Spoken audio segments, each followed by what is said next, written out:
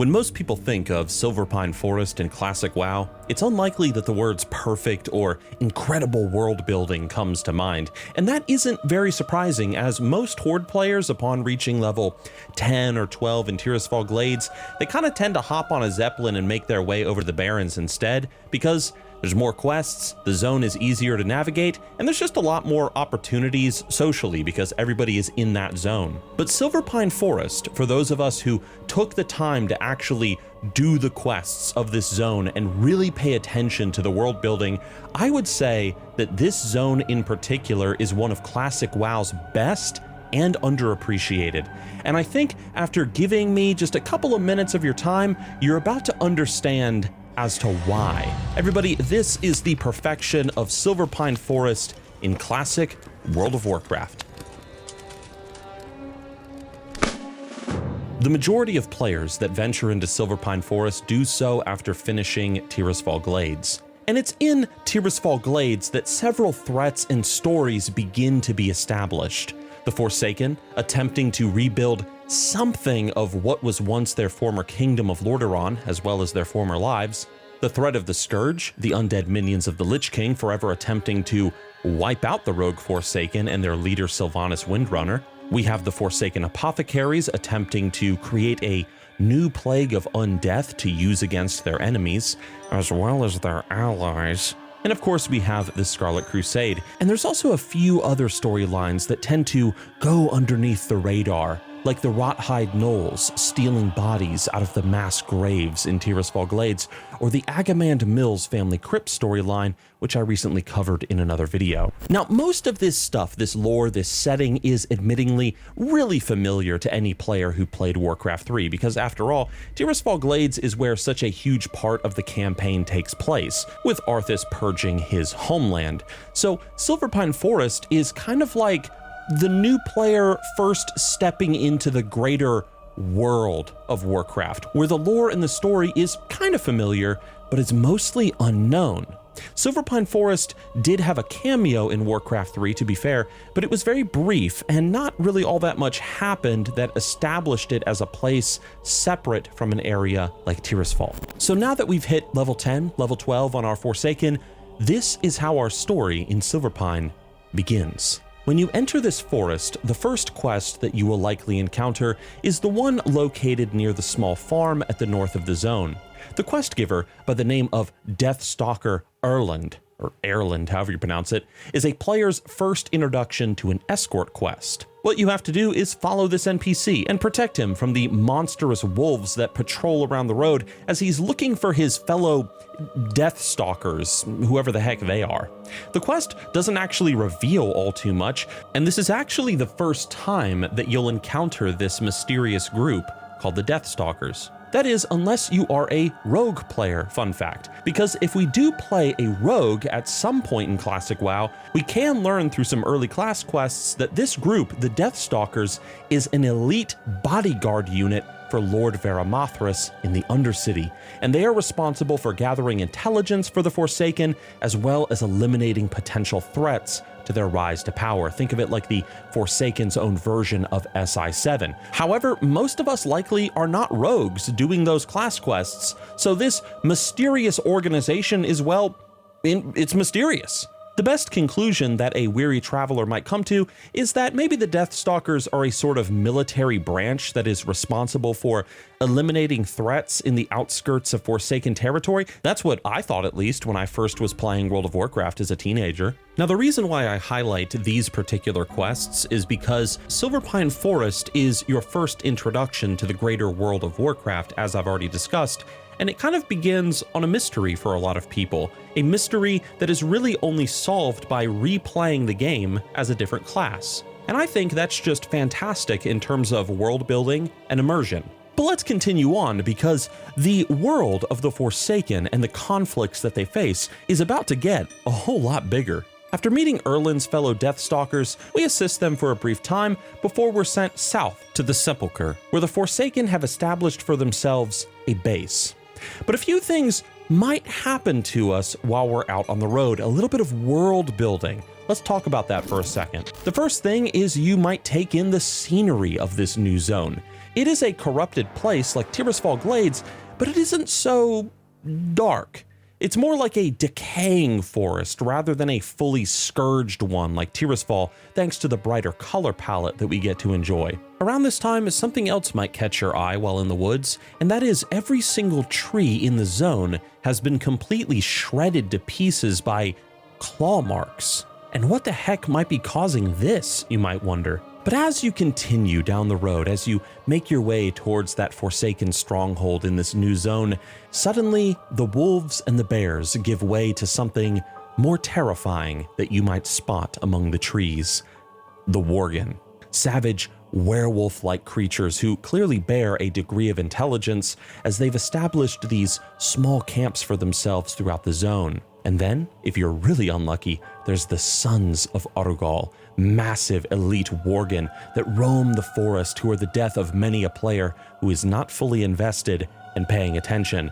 Silverpine Forest, with just a small stroll through the woods, immediately establishes that this is not Tirisfal. The world is getting bigger and the threats are getting larger, but we have only just begun. And as another little side note, just as a little nod to those of you that will understand, around the time that Classic WoW came out, we also were enjoying the first Fable back in the day. And Silverpine Forest had a very eerie similarity to Darkwood and the Balverines that haunted that forest. That was my favorite part of Fable 1 growing up, fun fact, so seeing the worgen in Silverpine was awesome. Eventually though, our little stroll through the woods ends, and we arrive at the Sepulchre, which, as the name suggests, is a graveyard located in the center of the zone. And it's here that many quests and stories begin that introduce us to the greater problems plaguing Silverpine Forest. Forsaken apothecaries, they are still attempting to find ways to create a new plague of undeath to kill both the Scourge as well as the living, to make everybody as ugly as the Forsaken are. And to the east, there are the Wizards of Dalaran, who encroach upon the Forsaken's territory as well as their interests. There is Gilneas, the mysterious walled-off country to the far south, and then there's 3 major threats that you are progressively introduced to and have to deal with.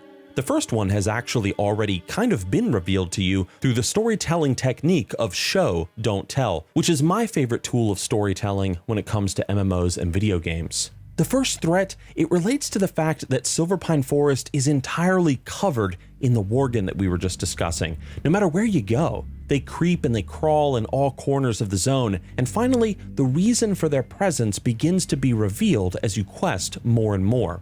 You're told that there is this rogue wizard of the Kirin Tor, those mages to the east, who apparently delved into a field of study that he was never meant to, out of fear of the encroachment of the Scourge. And using twisted magic, the mage summoned horrible wolfmen from a realm no mage had touched before. And in doing so, he had prevented the advance of the Scourge on his home country, but his creations became feral, killing his own allies and countrymen. Orugal, delighting in this great power, embraced his role as the leader of this wolf cult and secured himself within Shadowfang Keep, which is located in the south of the zone, a dungeon that is, in my opinion, one of Classic WoW's best. From our first encounter with the wolves of the north, to the wolfmen that haunt the forest, to ascending the towers of Shadowfang Keep to combat their wicked master, this is storytelling done so incredibly well. The lore slowly builds, the threat is always rising. This is perfection. And what makes things even more fascinating when it comes to Orugal, Shadowfang Keep, and the worgen is the small village of Pyrewood. Although during the day, Pyrewood appears like a little tranquil human settlement that somehow held its own against the Scourge and the worgen of the woods, at night, the truth of this village is revealed. I remember the first time being told to go to this village after dark, and when I got there, I saw how all the citizens had become worgen. Each and every one of them has been cursed by the magic that Archmage Orugal has unleashed into the world. And this was such a cool thing from a story perspective because it just showed how much of a threat the worgen really were. These weren't just random man-wolves roaming around in the woods, but they were actual werewolves, capable of turning seemingly innocent villagers into rampaging, violent monsters beneath the gaze of the moon. And it seemed to me, at least at the time as a newbie Forsaken player with some familiarity with Night Elf lore, that the Worgen curse couldn't be hidden when the goddess Elune was high atop in the heavens. Little did I realize just how big this story really was, but that's a video for another time. I will say though that I would like to make an entire video dedicated to Archmage Arugal at some point and his lore, but I'm kind of unsure if that video would interest you all since he's such a well-known story and an iconic villain. But if you do want to see that video from me, just hit the like button. Maybe if the video can hit around 2,000 likes, I'll know there really is an interest to hear this man's story, because it is, at least in my opinion, one of WoW's best. And there's often many overlooked details of his lore that other content creators have missed. I'll do my best to give his story justice. Anyway, I think what makes Silverpine such a strong zone in terms of storytelling is the rising tension that I think you guys are possibly getting the sense of. That rising threat vibe that the forest creates. What begins as facing simple undead and gathering bear hearts quickly turns into not only a struggle against a rogue sorcerer gone evil, summoning werewolves to do his bidding, but also a horde player will have his first encounter with the Kirin Tor. And for those of us who played Warcraft 3, we know that Archimonde has just destroyed Dalaran in the story, and now these mages are wandering the woods of Silverpine in the ruin of their former home. And this, my friends, is an element of Silverpine storytelling that many seem to have missed even after 20 years. And it's actually one of the main reasons why I enjoy Silverpine so much as a zone. Real fast though, I did want to give a shout out to this channel's sponsor, Zygor, who is linked down below in the description. It's World of Warcraft's ultimate guide add-on for Classic WoW or for the upcoming Midnight, and if you guys want to check it out, it would be much appreciated. But anyway, let's talk about Dalaran for a second. This is the second of the 3 major threats in Silverpine Forest that I mentioned before earlier in the video. Let me explain. I want you to look at this map. On the northern part of Lordamere Lake is the ruined capital of Lordaeron, and on the southern coast is the ruined mage capital of Dalaran. And both groups, the Forsaken and the Kirin Tor, if you think about it, have the exact same goal. Both are attempting to rebuild what they once had, but now is lost. And it's in Silverpine Forest, these haunted woods, that these two factions meet face to face with an unwritten understanding that the player subconsciously picks up on through the questing, that only one of these two groups will ultimately survive in the north of the Eastern Kingdoms. Either the Forsaken will wipe out the threat of Dalaran once and for all, securing Lordaeron for themselves, finishing the job that Archimonde started back in Warcraft 3, or the mages of Dalaran will regain their magical mastery and retake the capital of Lordaeron, driving the Forsaken into the woods to rot away in the silence of their decay. And all that stands between these two factions of power is Lordamere Lake, and of course what lies on the island in the center, but more on that later. This is the silent war that infects Silverpine Forest in Classic WoW's lore, and Archmage Arugal, the first threat, is ironically significant to both parties. The Forsaken, they desire his death to claim the strategic stronghold of Shadowfang Keep to use against any threats from the south like Gilneas, Hillsbrad, or others. And the mages of Dalaran, they seek the Archmage's end, lest his reckless use of magic bring an even greater threat or calamity unto the world. Archmage Arugal is the Forsaken's enemy. To the mages of Dalaran, he is their great shame. And both parties are fighting not only him, but each other. And this tension is so masterfully done in the storytelling of Silverpine Forest, it's why it has always been a delight to level in this zone. The Barrens might have more quests, more people might go there, it might be an easier zone to navigate, but in terms of the war in Warcraft, Silverpine Forest definitely embodies the spirit of the game's name, and I absolutely love it. As a Forsaken player, it was a very iconic moment for me the first time I cannibalized the corpse of a mage of the Kirin Tor. I felt like I was truly contributing to the rise of my own people's power, and it was the first time the phrase, Dark Lady watch over you, and for the Forsaken really resonated in my spirit. Or, well, whatever was left of my spirit, that is. And I think now, just after that brief explanation, maybe you understand a bit more as to why Silverpine Forest is such a wonderful and unfortunately an underrated zone. Unfortunately, yes, many players skip over this zone and all of its stories, but for those of us that actually did remain in Silverpine, this was the story that we were treated to. However, my friends, I did say that there are 3 major threats in Silverpine, and I've only told you 2 so far. We talked about the threat of Archmage Arugal. We've talked about the threat of the Wizards of Dalaran, and most people would say that Shadowfang Keep and Arugal at its top is the final boss of Silverpine Forest.